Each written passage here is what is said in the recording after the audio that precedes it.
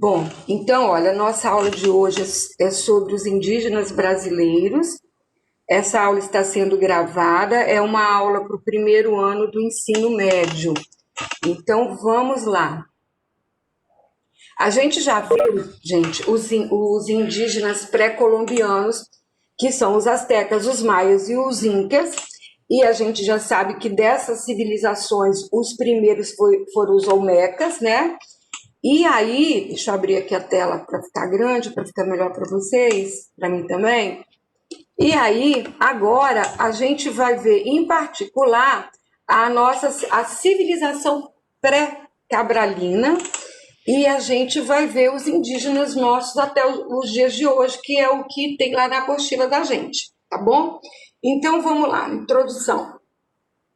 O primeiro contato da expedição de Pedro Álvares Cabral com os nossos nativos ocorreu em 1500. Porém, assim como nos Andes e no México e na América Central, aqui também já tinha índios muito antes disso, é claro, né? Porque senão como é que Cabral ia chegar aqui e não ia encontrar nada? Então, os nossos indígenas, eles também têm uma ancestralidade.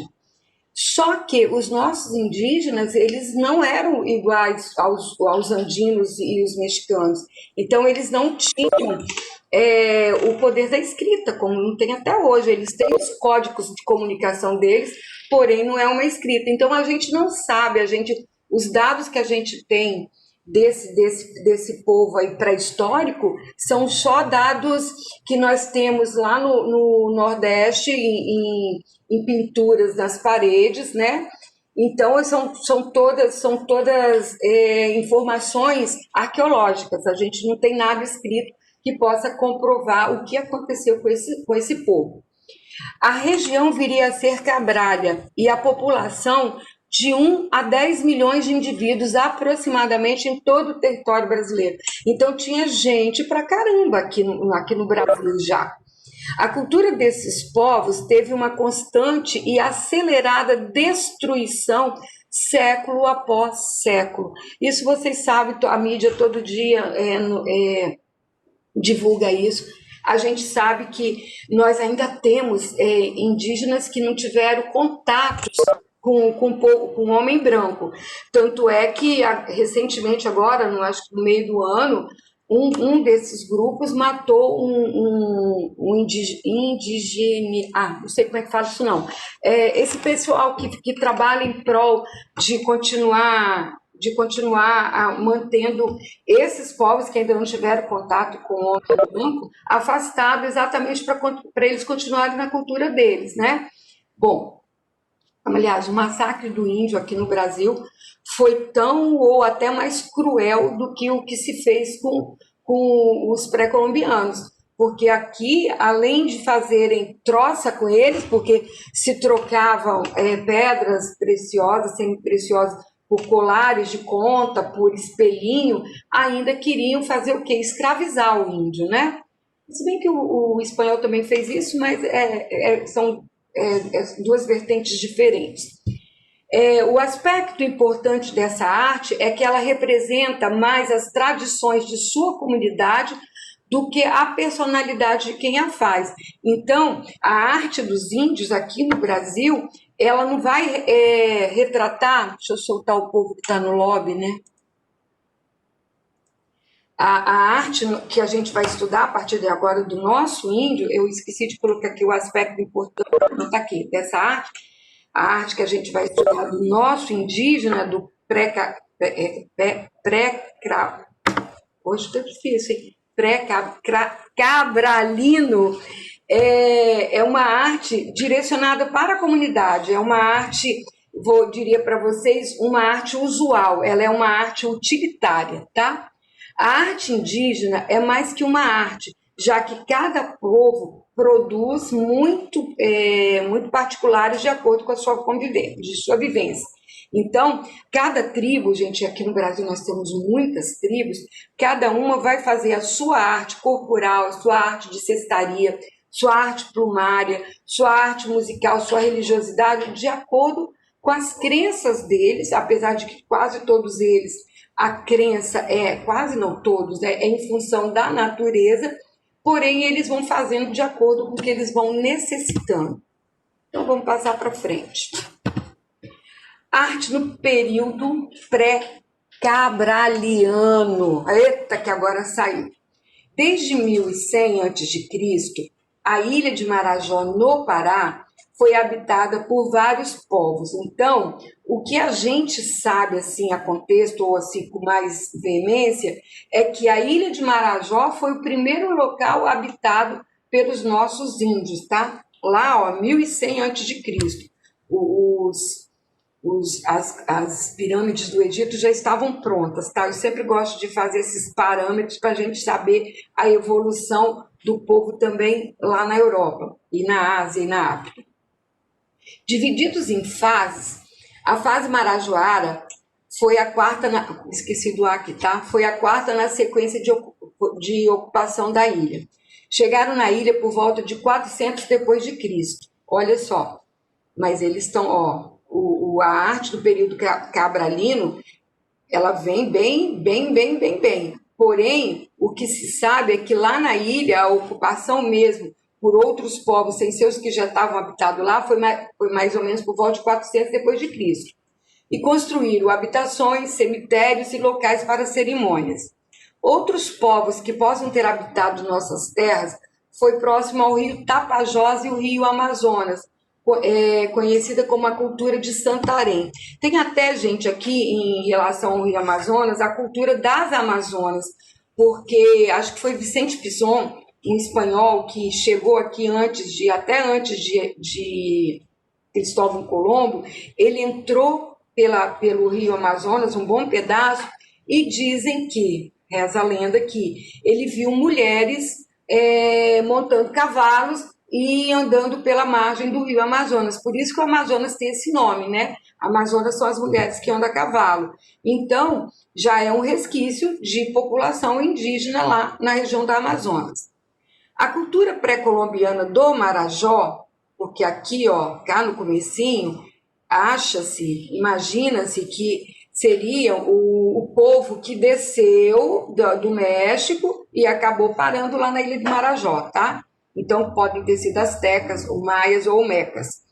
A cultura pré-colombiana do Marajó pode ter desenvolvido estratificação social, separação de classes econômicas. Acha-se. Tudo isso é achismo, tá bom? Observação. Os índios brasileiros foram os primeiros habitantes encontrados no nosso país pelos colonizadores portugueses. Então, tudo isso que eu li antes para vocês é tudo achismo, não se tem comprovação, a não ser comprovações arqueológicas, tá bom? Então, pode ter sido os olmecas que habitaram lá na região do México, uns lá brigaram entre eles, desceram, pararam lá na ilha de Marajó, isso daí fica, cada um imagina o que quiser. Os índios brasileiros foram os primeiros habitantes encontrados pelos colonizadores portugueses. Inclusive, durante o descobrimento do Brasil, os portugueses ficaram deslumbrados com tamanha criatividade. Gente, fazer aqueles cocares que eles fazem só artesanalmente, depois vocês vão ver, eles fazem uns trançados de miçangas coloridas, que não é essa miçanga que a gente compra no armarinho lá da esquina, não, tá? Miçanga que eles vão tirar de sementes.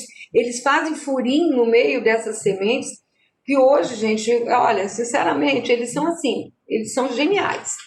Contudo, eles apreciavam a arte de maneira não agradável, que era explorando os índios, isso os colonizadores, tá? Explorando os índios ou realizando permutas em troca de trabalho escravo. É aquilo que eu falei para vocês.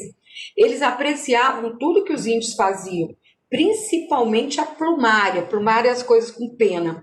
Mas eles não davam valor. Vamos trocar, você quer um espelhinho? Ó, dá para você se ver, então toma aqui. Mas me dá esse manto aí, só com esse manto tupinambá que está lá na Europa, né, maravilhoso, só em troca de bugigangas, tá?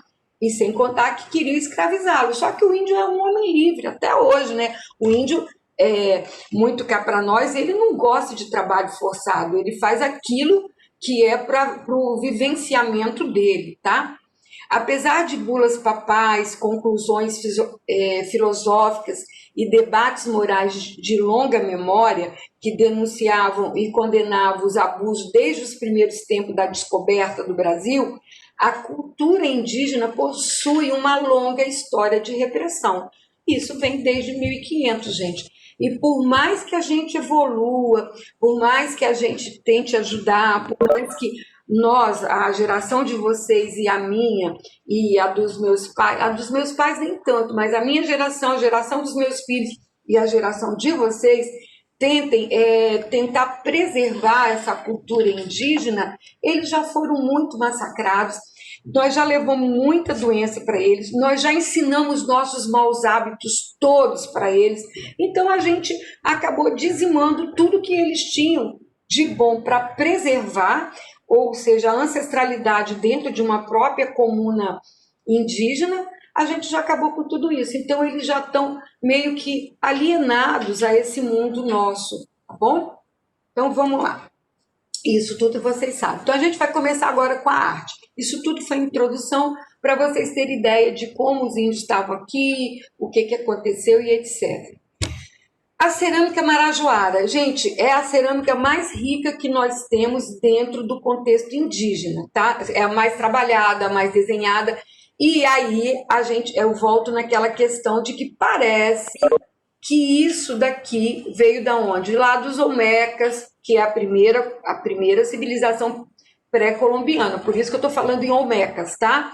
Porque depois dos astecas, maias e incas, vocês sabem que foram ramificações. Então, olha como que isso daqui parece com a escultura que a gente viu dos maias e dos incas. Olha isso daqui também, como se parece com a escultura deles. Então, a cerâmica marajoara, ela tem trabalhos sofisticados em cerâmica, grandes pinturas elaboradas, tá? Isso aqui é pintura, tá? Essa parte amarronzada aqui é pintura, com representações de plantas e animais. Se conservaram ao longo do tempo, como só Jesus para saber, tá? Graças a Deus que foram conservados. Vasos zoomórficos, aqui, ó, tá? Animais misturados com gente, etc. Bonecas de barros e desenhos impressos por incisões, que é isso daqui, ó. Esses desenhos aqui, eles fazem o objeto e depois eles pegam, vamos falar grosso modo, um palitinho, tipo palito de dente, vão fazendo essas incisões. Foram os primeiros povos habitantes do território brasileiro, é aquilo que eu falei anteriormente lá para vocês. Quer dizer, achamos que sejam, tá, gente? Eu acredito que seja. Então, olha só aqui de novo, olha, vocês estão vendo que os objetos são mais utilitários, ó, porque isso aqui, apesar de estar com a cabeça quebrada, isso aqui é um vaso. Isso aqui teria uma borda, talvez alcinhas, que provavelmente para colocar bebida aqui dentro. Outro vaso. Esse daqui, gente, são vasos mais atuais, tá? Por isso que essa cor tá perfeita e normalmente o uso é marrom, branco e preto, tá?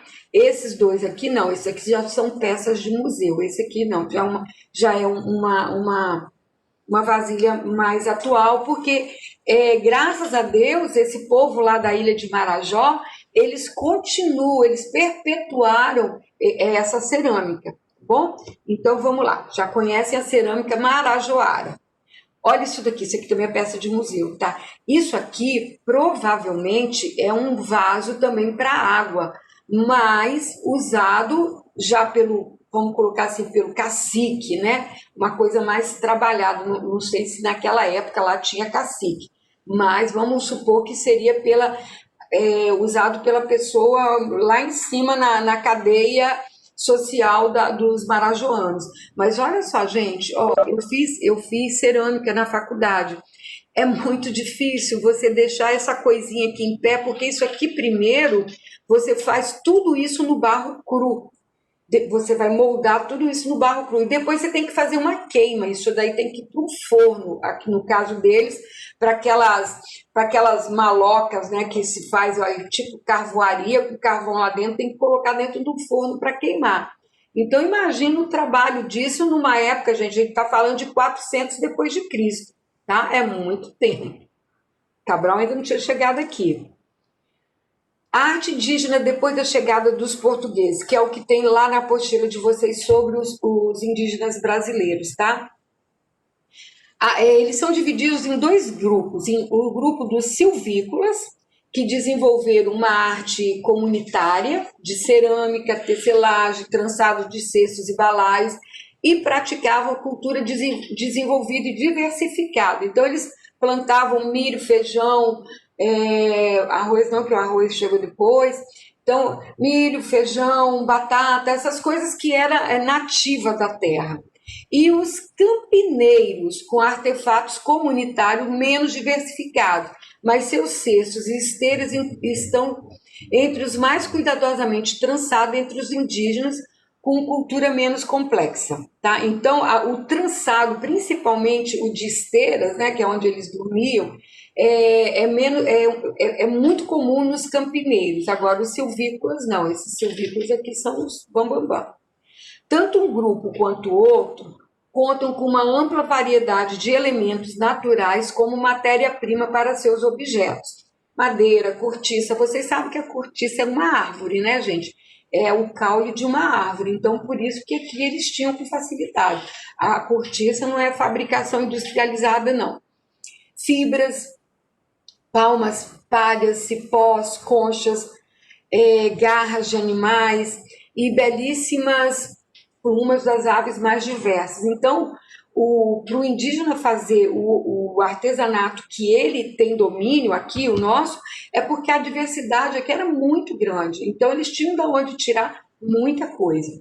O empenho indígena em fazer gente, eu não sei o que é, acho que é trabalhos utilitários, não sei, belos trabalhos utilitários para uso na vida comunitária, enriquece a sua arte e pode ser apreciado principalmente na cerâmica e no seu trançado. Igual o trançado do indígena, não tem tear que faça, tá? Todo mundo sabe o que é um tear? É a máquina de fazer tecidos com linhas, com fios. Sem falar na arte plumária, que é o que a gente vai ver agora, que é o que vai fazer vocês gravarem. Gente, olha isso. Olha essa cesta aqui. Olha isso daqui. Isso é fantástico. E olha só como é rudimentar a fabricação disso. Tudo bem que essa panela aqui, ó, já fomos nós que levamos para lá. Provavelmente trocar a panela por um cesto, tá? Mas olha só, gente, e isso daqui, essas fibras são tiradas do caule das palmeiras, dos coqueiros, dessas árvores que a gente chama de palmas, né? E depois colocar isso fininho. Olha, isso para vocês terem ideia, esse balaio que vocês estão vendo aqui é para carregar a criança dentro. Olha só que coisa interessante. E eles conseguem ainda pintar essas fibras que eles tiram, tá? Olha aqui o balaio que eu falei. Aqui, olha, cesto cargueiro para carregar crianças, para carregar coisas de utilidades assim, tipo cana, as próprias folhas. E olha, eu vou falar para vocês sabem que eu sou uma pessoa que gosta muito de coisas inusitadas. Eu tinha uma bolsa mesmo, que eu carregava igual essa daqui, ó, que eu comprei na Bahia, se eu não me engano. Eu fiz uma bolsinha, coloquei dentro dela e usava, ó, lindo e sereno por aí afora. Vocês sabem que eu sou meio maluca, né? Então, eu gosto dessas coisas meio doidinhas assim. Isso aqui é um abanador. Um abanador para fogo e também como leque, tá? Mas o mais interessante, gente, é como que eles são artistas. Olha essa tecelagem. Olha isso daqui, ó. Isso é para fazer manualmente, isso é sensacional. Aí a gente vai para a arte plumária. Olha que maravilha. Gente, essas penas, elas não são pintadas, elas são colhidas. E eles também, eles não vão pegar um papagaio e arrancar essas penas do papagaio, do passarinho, nada disso. Eles pegam essas penas, porque o passarinho ele tem um período de muda. Então, essas penas caem todas. E aí, o que eles fazem? Eles colhem essas penas e aí eles vão fazendo essa montagem. Agora, o que mais me impressiona é que eu não vou conseguir chegar essa imagem para perto. É isso daqui, gente, ó. Isso aqui é um cordão feito de sisal, né? um cordão feito de sisal, onde eles vão amarrando uma por uma. E eles ainda têm a delicadeza, olha o barulho, por favor. E olha como é que eles têm a noção de dar a laçada, tá? Então, esse daqui a gente vê que é mais rudimentar, mas olha como eles conseguem fazer um degradê nas cores. Assim, isso eu acho fantástico. Olha esse aqui, que além de pegar as penas grandonas aqui, eles ainda pegam uma plumagem menor e fazem uma composição artística. Gente, fantástico isso. Ah, uma coisa aqui que eu tô lembrando. Olha só, os nossos índios, eles têm a mesma cor dos índios pré-colombianos. Eu vou falar dos índios andinos, tá? Porque é o que está mais próximo da gente. Eles têm a mesma coloração e eles também têm um pouco daquela feição dos incas, dos astecas e dos maias. Eles são mais bonitos, eu acho, né? Eu estou falando com propriedade vazinha. Eu acho eles mais bonitos, né? Eles são mais afilados do que os andinos. Agora, gente, olha isso daqui. Olha essa pena. Isso tudo eles usam como adorno. É porque a gente não usa brinco. Isso daqui é um adorno. Às vezes a gente vê um índio, por exemplo, com aquela madeira nos lábios. Nossa, gente, que coisa horrorosa. Como é que ele teve coragem de fazer isso? Mas eu não tive coragem de fazer 3 furos na minha orelha. Vocês não têm coragem de colocar piercing na boca, no nariz, em tudo quanto é canto? Então é a mesma coisa. Então a gente não pode julgar o nosso indígena por colocar um tarugo de madeira na boca, na orelha, se bem que hoje aqui também, né, os meninos colocam aqueles alargadores na orelha, que isso é tudo coisa da cultura indígena, tá bom? Vamos lá. A arte plumária dos índios brasileiros é uma das expressões plásticas mais conhecidas e impactantes das culturas nativas do Brasil, inclusive no exterior. Em sua maioria, usados como ornamento corpóreo, seja de uso cotidiano, seja em funções solenes e ritualizadas. E a confecção de objetos emplumados para outros usos além do adorno do corpo. Eles também vão confeccionar essas coisas aí, além de ser adorno para o corpo, tá? Chamou a atenção dos europeus desde que os primeiros chegaram ao território brasileiro no século XVI. E vários exemplares foram coletados e enviados às cortes de Além-Mar. Então, os exploradores, quando chegavam aqui no Brasil, o que eles faziam para agradar aos imperadores e aos reis que financiaram essas expedições, né? Porque essas eram expedições de colonizadores financiados pelos governos europeus. Então, eles mandavam para lá tudo isso daqui, porque, inclusive no Louvre tem vários... como é que é o nome disso, gente? Vários adornos de cabeça aí, tem um cocar, tem vários cocares, tá? Muito, cada um mais lindo do que o outro, tá? Aquilo foi levado daqui para lá.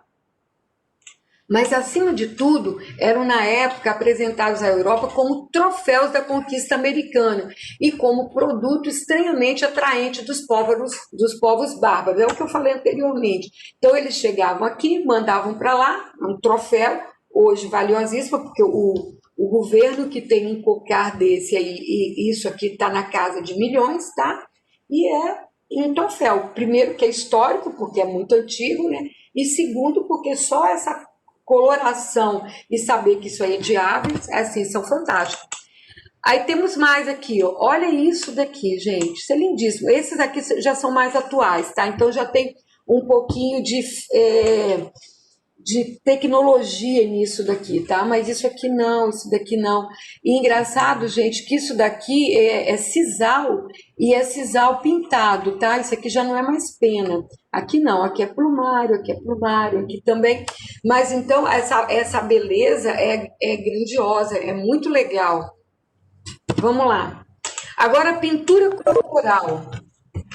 A pintura corporal, gente, ela tem os seus ritos. Eles não pintam o corpo e o rosto assim grandiosamente de qualquer jeito, não. Isso aqui são rituais. Esse daqui provavelmente é um pajé, um cacique, porque a pintura dele é mais elaborada e o cocar dele também, tá? Então vamos lá. A pintura corporal é, sem dúvida, a arte indígena brasileira mais representativa dos índios. Isso porque ela não busca apenas um valor estético, mas sim a transmissão de valores culturais de cada tribo. Isso é uma identidade. Por exemplo, meu nome é Bazinha Alvarelos, o meu marido é Rubem Piombini. Esse sobrenome, o Alvarelos e o Piombini, é a identidade da nossa família. Então, a pintura corporal é a identidade das tribos indígenas, tá? Então, cada tribo vai ter um jeito. Vocês já ouviram falar na pintura maori, né? Que aqui no Brasil vocês tatuam no braço, na perna. E os maoris, por exemplo, eles tatuam o rosto. E cada tribo indígena lá, acho que é na Austrália, que os maoris são de lá, daquele lá do lado da Oceania, as pinturas são diferentes, mas todos os componentes de uma mesma casta, de uma mesma família, tem a pintura do rosto igualzinha, porque aquilo lá é o sobrenome deles. Aqui no Brasil a mesma coisa. Os nossos indígenas, cada um nas suas tribos, cada um deles tem o seu tipo de pintura corporal. Os índios utilizam a pintura corporal como meio de expressão ligado aos diversos manifestos culturais de sua sociedade. Eles se pintam para tudo. Acho que eu vou ler tudo, porque senão eu vou ficar falando o que está escrito. Para cada evento, há uma pintura específica. Luta, casa, casamento, morte, tudo. Ascensão de menino para a puberdade, depois da puberdade, né, que seria o adolescente para o adulto, eles fazem festa para tudo, tem ritual para tudo. Todo ritual indígena é retratado nos corpos dos mesmos na forma de pintura. Marca também a hierarquia dentro da tribo, foi aquilo que eu falei lá atrás para vocês. A tinta é feita de urucum, genipapo, babaçu, na maioria das vezes. E às vezes também, às vezes não, com carvão e com óleo, como é que é? Gordura de animal, tá? Então vamos lá, voltando aqui, ó, foi o que eu falei para vocês. Provavelmente esses 3 índios aqui não tem no rosto essa mesma pintura aqui. Por quê? Porque isso é hierarquia. Esses aqui são membros similares da comunidade, e esse aqui provavelmente o cacique. Pajé não, que o pajé ia fazer outras coisas diferentes. Então olha só aqui, ó. Lógico, claro, evidente que essa tirinha costurada aqui na perna dele é da atualidade, né, gente? Porque os índios lá pré-cabralinos, eita língua, eles não teriam uma máquina de costura e nem uma agulha para fazer esse ponteado. Porém, eles tinham, sim, objetos pontiagudos e cortantes, onde eles faziam a tecelagem, tá? Mas aqui, ó, tá vendo a pintura? E sempre forma geometrizada. Eu vou adiantar para ver se eu consigo acabar isso nessa aula. Bom, acho que, não sei, vamos ver. Aqui, ó. Olha aqui, gente, olha esse colar de miçanga dessa Índia. E, gente, hoje, a maioria deles, eles não compram essas miçangas, já falei, no armarinho da esquina não, tá? Isso é semente. Aqui dá pra gente ver melhor. Isso aqui é semente de pau-brasil, isso aqui é semente não sei de quê, tá? Agora, olha o trançado que tem aqui nesse cocar aqui. Olha o alargador aqui na orelha desse índio também. E olha essa pintura. Eu vou falar uma coisa para vocês, tá, gente? Eu já fiz muita pintura em sarau, vocês, normalmente dos africanos lá, do Olodum, essas coisas assim. Como é difícil pintar no rosto e deixar essas linhas retinhas. Até porque na hora que a gente está pintando, vocês mexem, né, com a pele. Então, eu fico pensando como é que eles fazem isso só com um gravetinho. Eu tinha vontade de ir numa aldeia indígena, não essa de Aracruz, né? Numa aldeia assim, lá no Xingu, para poder ver isso aí de verdade, assim, na precariedade, no primitivismo da coisa. Deve ser bem interessante.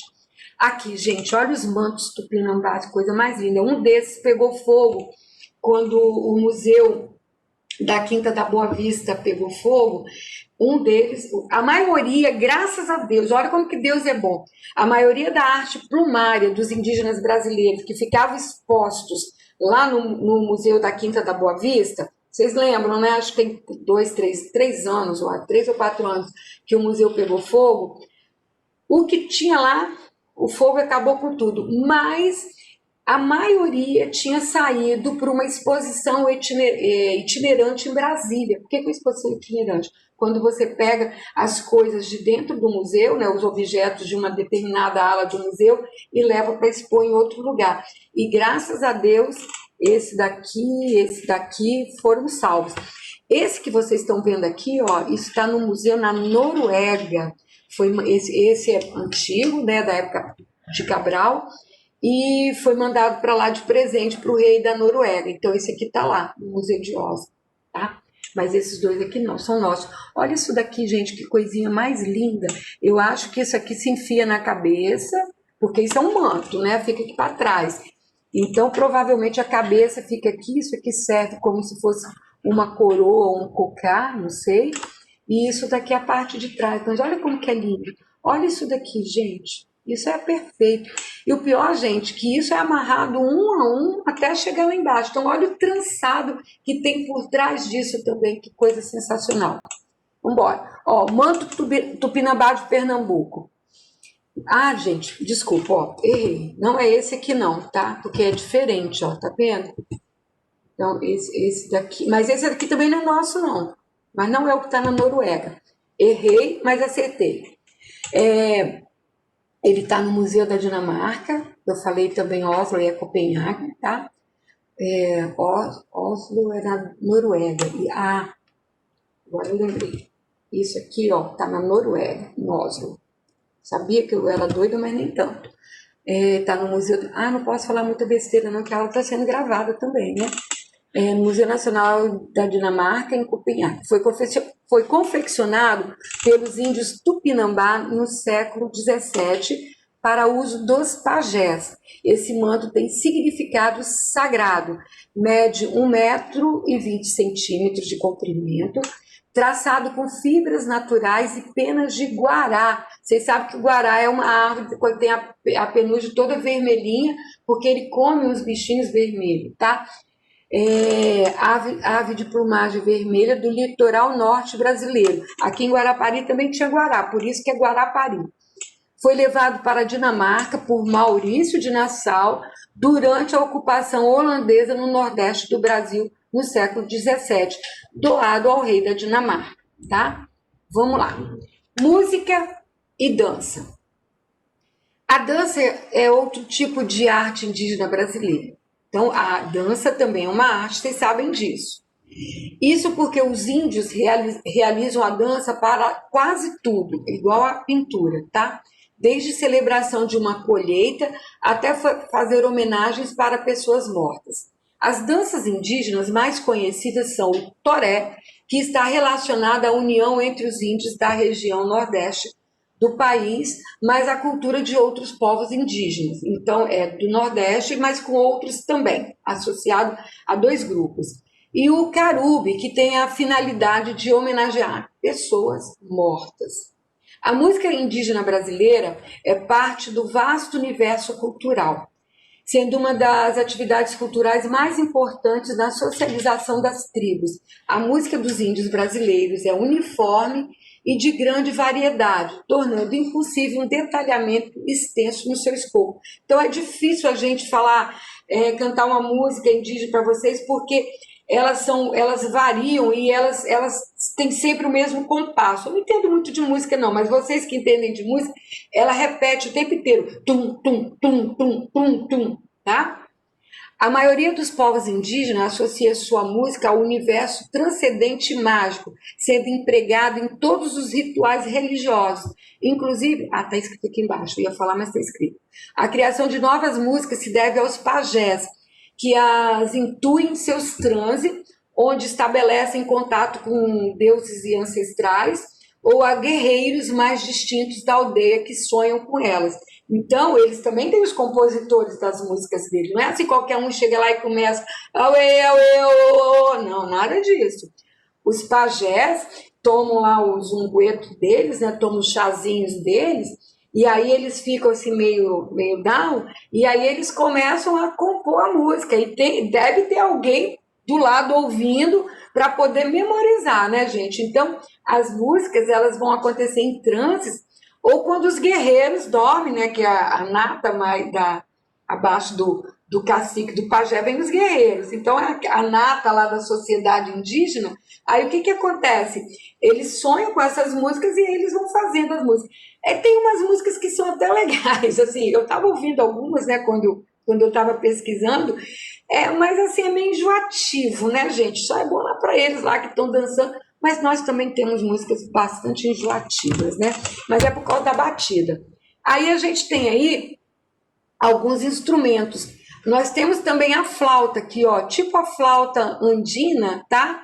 Ela é bem parecida com a flauta andina, mas as flautas mais usadas são essas aqui, ó. São as de sopro constante. Então a gente tem a maraca, né, o chocalho, maraca é lá nos Andes, tá? Lá nos Andes e no México eles também têm, que se chama maraca. Aqui para nós é chocalho, esse nome é um nome indígena. Então nós temos variação enorme de chocalhos que eles fazem com cabaças, a flauta, o tambor. Tá? Isso daqui, gente, também, ó, a gente chamava isso de olho de boi, é uma semente também, que eles juntam um monte e é também uma espécie de chocalho, também faz um som de chocalho. Vamos lá, estamos acabando, tá? E o grafismo? O grafismo, gente, aqui a gente tem vários componentes de grafismo deles. Olha só, alguns desses grafismos são usados no corpo, né, em rituais, outros são usados na cerâmica, e esses daqui, gente, não são miçangas, isso aqui tudo são exemplos de grafismo feito com semente pelos indígenas.